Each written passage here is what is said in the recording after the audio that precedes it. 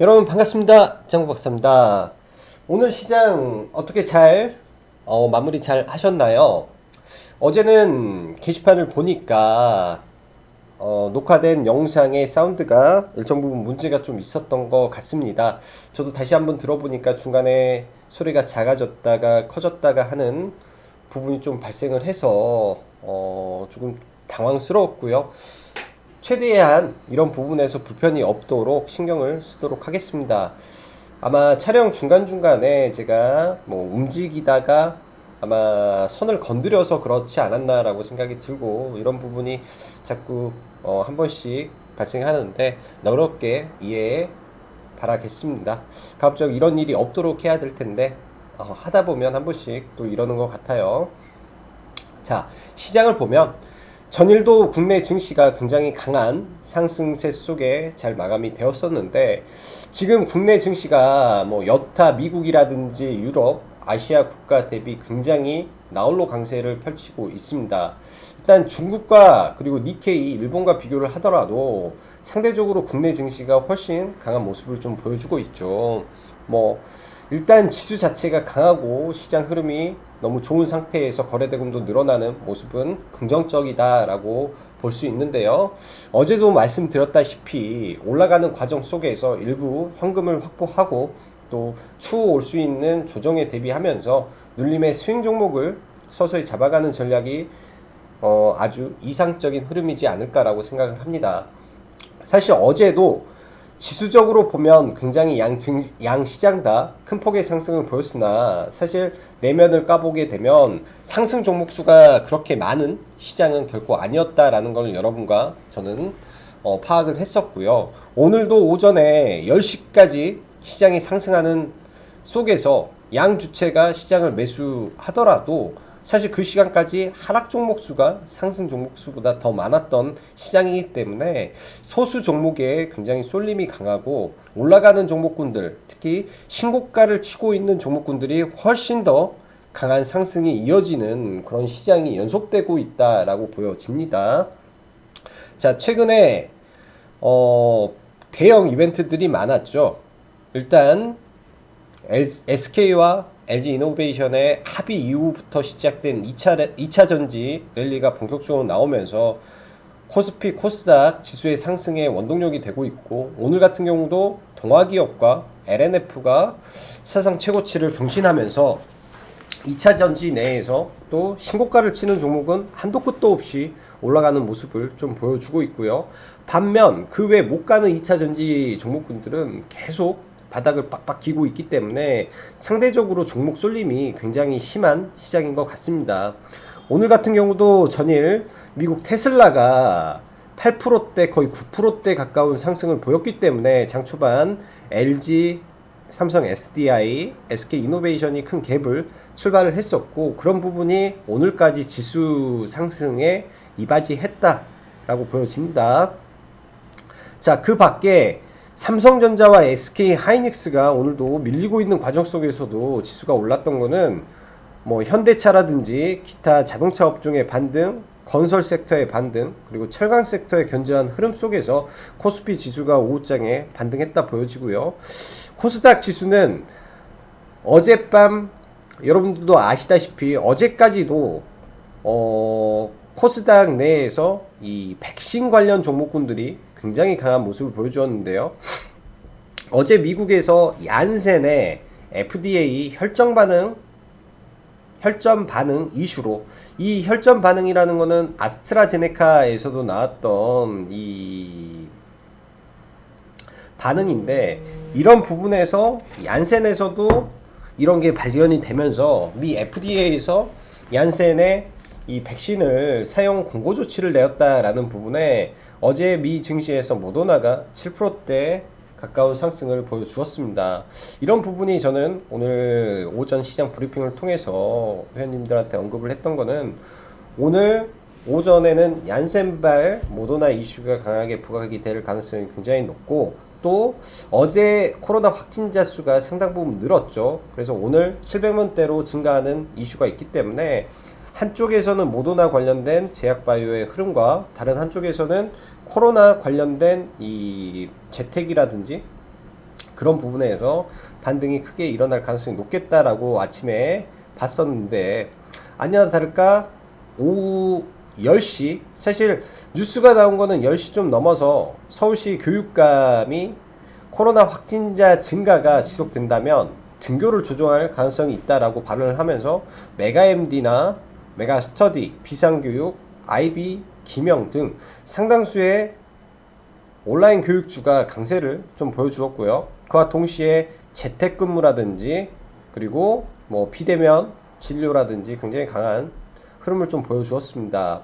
저는 이제 오전에 메가MD 공략을 좀 했었고요. 일단은 상한가에 좀 종목을 가지고 있고, 또 아이진이라는 종목을 또 매매를 했었는데요. 그 외 재택 관련해서 뭐 알서포트라든지 소프트캠프 등등도 양호한 흐름을 보여주어서 이런 부분이 코로나 확진자가 지속적으로 증가하게 되면 자꾸 시장에 노이즈로 작용을 할 가능성이 많다라고 생각이 됩니다. 그래서 지속적인 관심을 가지고 급등할 때 따라잡기보다는 뭐 장 초반에 눌렸을 때라든지 장 막판에 밀려서 내려올 때라든지 관심을 가지면 좋을 것 같네요.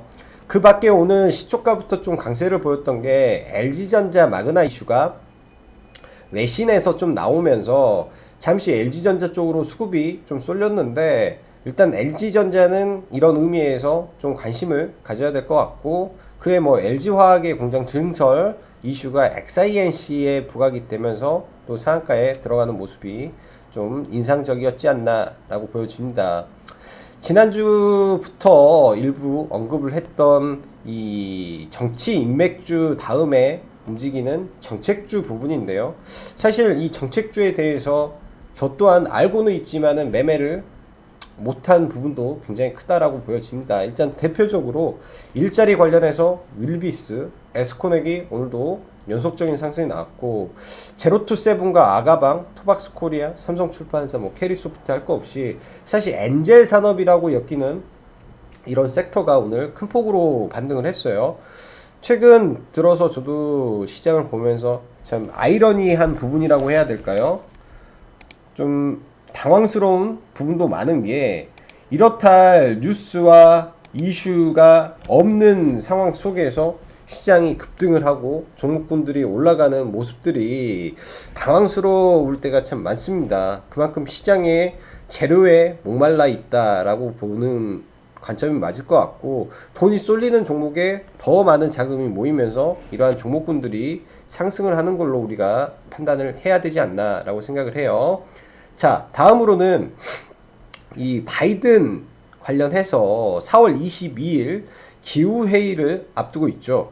자, 우리가 항상 주목해야 될 부분은 지금 당장 막 터지고 있는 종목군들은 이미 우리가 가지고 있어야 됩니다. 그런 종목군들을 이미 보유하고 있는 상태에서 이런 종목군들이 이슈가 나오면은 점진적으로 물량을 줄여가는 게 일반적인 개인 투자자들이 매매를 참여할 수 있는 방법이고요. 조금 프로 투자자 분들은 말 그대로 당일 이슈가 나오는 종목에서 당일 급등주의 돌파 매매라든지 당일 장중 눌림목을 통한 매매라든지 이런 게 가능한 사람은 충분히 하는데, 대부분의 투자자 분들은 이게 쉬운 건 아니에요. 수많은 연습과 노력과 그런 또 손절에 대한 스킬이 없다 보면 당일 급등주 잘못 들어가면 계좌가 녹는 거는 일도 아니라고 저는 생각을 합니다.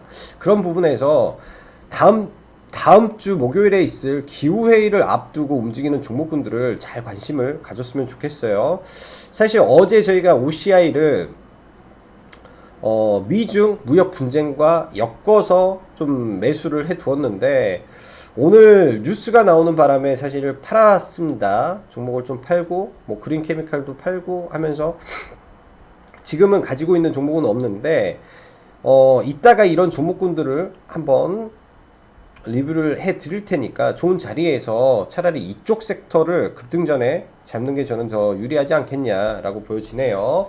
자, 정치 테마주 관련해서 이재명 관련주, 윤석열, 그 다음에 정세균 관련주들이 상당 부분 3월 한 달 그리고 4월 초까지 시장을 리드했다라는 거는 우리가 모두 다 알고 있는 사실이라고 생각을 합니다.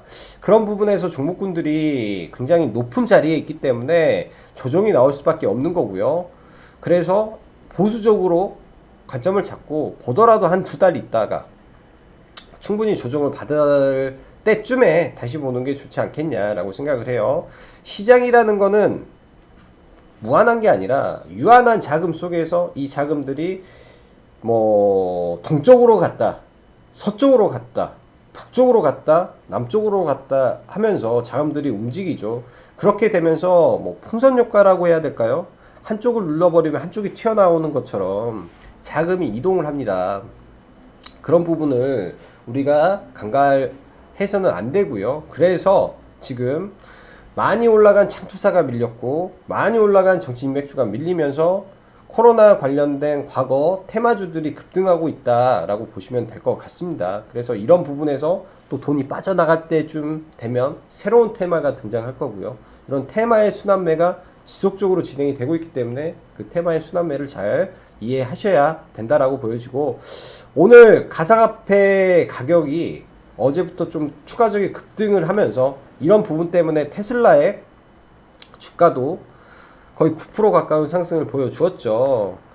코인베이스가 오는 14일 밤에 상장을 하는데 이거 관련해서 하나투자증권 우를 저는 낙주 종목으로 꼽았습니다. 근데 아이러니하게도 그 종목을 또 매수를 체결을 못 시키는 바람에 좀 매매가 안 됐네요. 굉장히 무서운 괴물봉이 탄생했죠. 저점 대비 50% 단 하루 만에 올라가는 아주 역사적인 흐름이 좀 나왔다라고 보여져요. 자, 일단 코인베이스 관련한 코인 관련주는 재료 소멸로 봐야 되기 때문에 내일은 이게 오르든 말든 저는 전략 매도가 좋다라고 보여집니다. 여기서 더 올라가더라도 욕심을 낼 부분이 아니죠. 이보다 더 큰 모멘텀이 뭐가 있을까요? 뭐 코인이 2억 가야 되나요? 2억 간다 해서 주가가 올라야 되겠죠. 그런 부분 생각을 해야 되는 거고, 장 막판에 정부에서 이 탄소 배출을 줄이기 위한 친환경 정책으로 전환을 했을 때 친환경 발전이 전력 수요를 감당할 수 없다라는 이유로 다시 소형 원전에 투자를 진행을 한다라고 합니다. 이런 이슈가 장 후반에 나오면서 두산중공업과 보성파워텍, 우리기술, 한정기술 등이 장 막판에 좀 올랐고요. 사실 이런 부분은 매매하기가 까다로워서 그냥 이슈로만 보면 좋을 것 같습니다. 자, 이수앱 지수 관련해서 오늘도, 그러니까 러시아 스푸트니크 관련해서 오늘도 좀 강세였고요. 어제 카카오 엔터 상장 모멘텀, 미 엔터 웹툰, 그 다음에 나홀로 레벨업 관련된 DNC 미디어 등이 좀 상승을 했으나 오늘 좀 밀렸죠. 저희는 DNC 미디어를 매수를 하고 오늘 진행을 했습니다. 그리고 데브시스터즈 쿠키런 관련해서 오늘 눌림목 공략을 좀 하려고 했는데 좀 공략이 안 됐었고요. 잘 보면서 진행을 좀 해봐야 될 것 같네요. 자, 그럼 종목 보면서 마무리를 하죠. 자, 먼저 일단은 업종을 좀 봐야 될 것 같은데, 일단 코스닥 업종을 좀 보면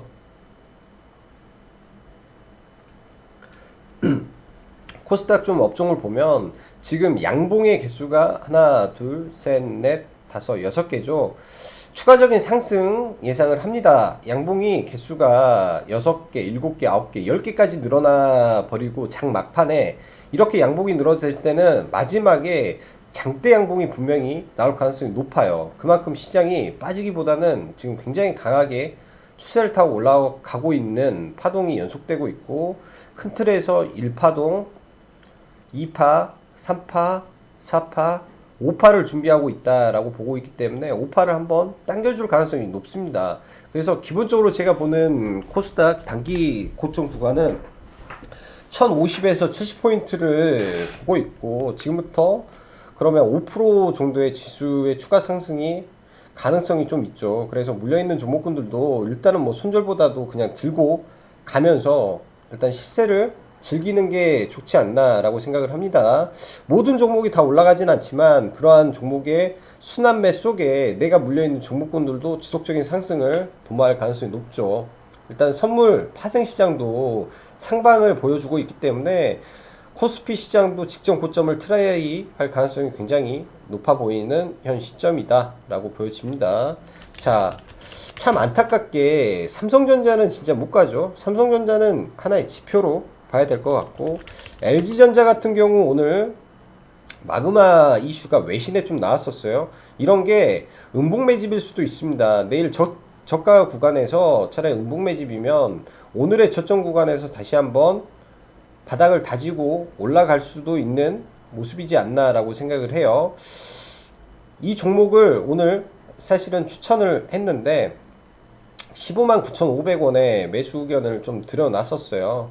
충분히 매수도 할 수 있었던 부분이나 일단 오늘은 수급이 연속적으로 조금 안 들어왔다 보니까 장 초반에는 사실 프로그램 매수를 통해서 굉장히 많은 자금이 들어왔는데 그 이후로 그냥 밀리는 모습 조금 아쉬웠다라고 보여지고, 이런 부분은 제가 봤을 때 돌릴 수 있지 않나 라고 생각이 들어요. 그래서 LG전자는 조금 관심으로 좀 넣어놓고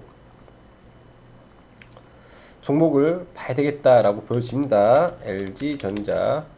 자, 카카오가 내일이죠. 내일 카카오가 액면 분할 이후 아마 1, 2, 3 선거일이니까 내일 재상장을 하게 됩니다. 일단은 재상장할 때 좀 위치를 봐야 될 것 같고, 살짝 밀렸다가 올라갈 수도 있고 조금 관심을 가지고 한번 봐봐야 될 것 같아요. 최근 누적 수급이 좋은 상태에서 두나무라든지 여타 자회사들의 흐름이 너무나 좋기 때문에 뭐 카카오뱅크의 20조, 30조 밸류, 두나무의 투자 가치, 카카오엔터는 20조 뭐 등등 굉장히 자회사에 대한 부분이 시장에서 긍정적이지 않나라고 생각이 듭니다. SK이노베이션과 LNF는 추가 상승을 보였고요. 이제는 SK이노베이션은 좀 눌려야겠죠. 그래서 여기서 빼는 게 좋을 것 같고, LNF와 동아기업, 그 다음에 이 정도가 지금 2차전지 시장을 리드하고 있는 주도주라고 보면 될 것 같습니다. LNF 지난번에 여기서 한번 흔들기를 하고 지속적으로 상승하는 모습과 오늘 동아기업이 거래량을 증가 보이면서 상승이 나왔기 때문에 이런 종목이 추후 밀렸을 때 이 갭 하단 구간을 좀 노려보면 좋을 것 같고요. LG 디스플레이도 이 아래 구간에서 많은 거래 대금을 터쳤다라고 말씀드렸습니다. 외인 쪽에서는 그런 자금이 대부분 나갔으나 기관의 연속된 순매수가 멈추지 않고 있는 점을 보면은 일단 기관은 1000억을 이 구간에서 매집을 했기 때문에 기관의 수급을 보면서 21선 근처에서 잡아가면 좋겠다라고 생각을 합니다. 그래서 매일매일 이런 거를 체크를 하면서 눌림이 올 때 정확한 타점에서 매매하는 습관을 들이면 좋을 것 같고요. 대우건설 뭐 흐름 저는 양호하다라고 보여집니다. 건설주는 뭐 오른 게 없기 때문에. 자, 초록뱀 미디어 눌림을 좀 기다리고 있어요. 이 아래까지. 자, 그리고 에스코넥도 사실 이런 구간을 좀 밀려주면 좋겠다라고 보여지는데 이것도 지속 관찰이 필요한 종목이라 밀리면 아래에서는 잡으면 돼요. 이런 종목이 뭐 우리손 FNG라든 종목 또 끌고 가고 있는 종목입니다. 아직도 가지고 있고요. 종목을 끌고 가는 종목으로 이 아래 구간들, 그러니까 서서히 올라가면서 상한가를 안 치다가 마지막에 이렇게 상한가를 치면 그 수익률이 오히려 이런 종목이 굉장히 크게 나올 수 있고요. 자, 소프트캠프, 세방전지 이건 빼버리고 너무 올랐으니까. 자, 나노라는 종목을 하나 소개를 해 드리겠습니다. 탄소 저감 장치에 들어가는 종목이고요. 바닥에서 어제 이상급등을 하고 대량 거래량을 터쳤죠. 일단 관심을 좀 가져야 될 부분이지 않나라고 생각을 하고, 이 종목이 전환사채가 많은 종목이에요. 전환사채를 해먹기 위해서라도 주가를 올리려는 모습이 있지 않나라고 보여집니다. 이런 종목이 좀 올랐다가 밀리는 모습을 좀 보여준다면 이런 아래 구간에서 좀 봐야 될 것 같고요. 최근 IOK라는 종목이 전환사채 이슈가 좀 있어서 있는데 얘도 아직 전환사채를 전환도 안 한 상태에서 지금 급등시켰다 전환을 해야 될 물량이 있는데 전부 다 작전주입니다. 그래서 제가 봤을 때 나노라는 종목은 지금 좀 작전을 하고 있는 중에 있는 종목 아닌가라는 생각이 들어요. 시가총액이 450억에 유통 비율이 90%짜리죠. 그러니까 굉장히 좀 애매한 종목이긴 해요. 부실하고 대주주 지분도 10%뿐이 안 되는 잡주 중에 흔히 말해서 개잡주인데 박스권을 돌파하는 일단 거래량이 어제 좀 나왔기 때문에 이게 이제 또 탄소 저감 관련된 부분하고 엮을 수도 있기 때문에 한번 지켜봐야 될 것 같습니다. 이런 거는 비중을 크게 들어가는 게 아니라 뭐 작전주에 대한 관점에서 보는 거기 때문에 자, 바이든 관련된 종목군들을 한번 보죠. 일단 OCI는 오늘 뭐 이상 급등을 해서 그냥 다 날려버렸고, 그린 케미칼 얘가 일단 대장이죠. 근데 이런 윗구간에서는 매도로 대응을 해야 됩니다. 사거래일 동안 굉장히 강하게 올랐기 때문에. 자, KC 코트렐 얘도 시가총액이 1200억짜리 종목이죠. 바닥에서 빡빡 끼고 있는데 그 시점에서 올라갈 가능성이 좀 저는 있다라고 생각을 합니다. 4월 22일까지 분할 매수 관점에서 대응을 하는 것도 저는 추천드리고요. 이건홀딩스 좀 밀리면 좋겠습니다. 좀 밀려서 오히려 좀 떨어지면 그때 매수를 기획을 해보면 좋지 않겠냐 생각이 들고, 한솔 홈데코 이건홀딩스가 더 좋을 것 같아요. 자, 풍력으로 CS 윈드 눌림을 봐야죠. 눌림을. 그 다음에 유니스 한방이 있는 종목이기 때문에 이 21선 61선 근처에서 또 눌림으로 보면 될 것 같습니다. 이벤트가 있을 때 그래도 한방이 강하게 나올 수 있는 종목 안에서 미리미리 들어가서 차라리 이벤트를 기다리는 전략이 좋지 않겠냐라고 보여지고요. 자, 시그네틱스라든지 얘도 다 빼버리고, 자, 어제 소개시켰던 명신산업 오늘 단기 급등하면서 일단 좀 마무리가 됐고, 이 종목 같은 경우는 이 추세를 돌파하고 어제 오늘 급등이 나왔죠. 이 눌리는 구간을 한번 관심을 가져봐야 될 것 같아요. 굉장히 강한 상승을 보였던 종목에서 지금 여기 매물 소화하고 좀 눌렸을 때 이평선이 모여있는 이런 구간에서 눌림에서 한번 보면 좋을 것 같습니다. 자, 레인보우 로보틱스 로봇 관련주인데 일단 얘도 굉장히 많은 돈이 들어오고 바닥을 다진 다음에 일단 좀 눌려있죠. 이런 구간에서 11선에서 반등이 나올 수도 있고 여기에서 반등이 나올 수도 있다라고 보여집니다. 다시 한번 3만원을 트라이 하는 모습을 보여줄 걸로 예상이 되고요. 오늘 DNC 미디어라는 종목을 일단은 오늘 매매를 한 두 차례 좀 했었는데, 일단 수익 오전에 잘 내고